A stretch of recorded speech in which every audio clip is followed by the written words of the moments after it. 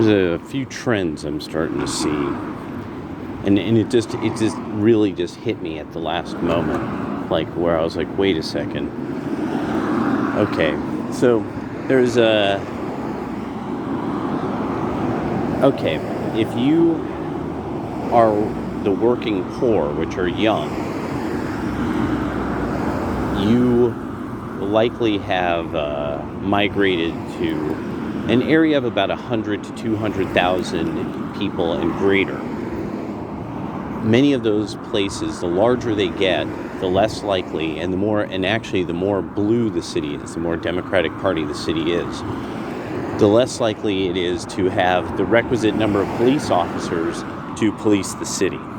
And so a lot of these cities also have had the issue of their housing coming up in value, and usually legislatively, it's been legislated fundamentally. It's tricks of legislation to make these houses more valuable. And rather than, say, in that city, there's so much job opportunity that it does that it's sort of, you legislate job opportunity and then you legislate ways of shrinking how many houses you could build, or through zoning and this, that, and the other. And so, but it still takes actually having some kind of business zone.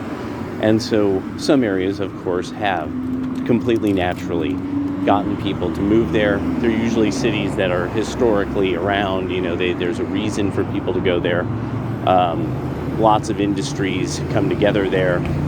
So I started just thinking about, there's a guy who, he suddenly had to move because the house he was in had become of such value. This person had to sell it. They had to sell it fast.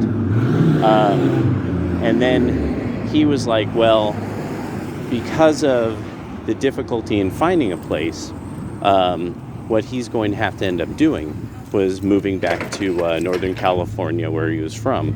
And so now, basically his job is out, an anchor person, fundamentally. And so I started to think about that, and then I saw another story that I'm actually going to have to look into, about a woman being chased down the street in LA for blocks in broad daylight and then run over by the assailant's car in a robbery.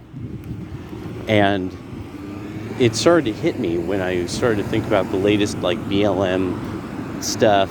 And then I was like, oh yeah, Chicago, Portland. So almost every large blue city is far underwater as far as cops. Over the next year, a lot of them have this huge number of people who are senior officers who are going to retire.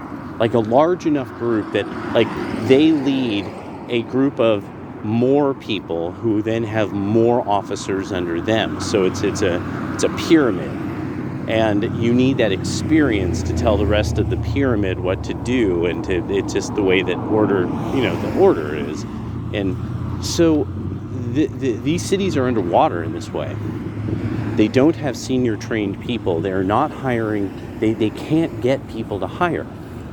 Nobody wants to police these cities anymore, to the point that now, a third, a fifth of the requisite number are not there. I think that's like Portland. I think Portland itself is under something like 1/5 of the number they need to have the requisite number. So this is going to be a really bad summer in this regard. This is going to change all kinds of housing values.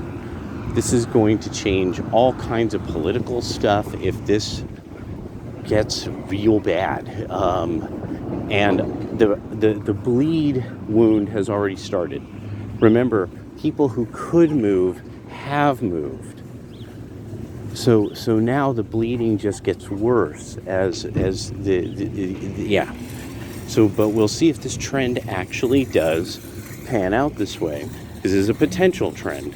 It's starting small, but we'll see if it gets big.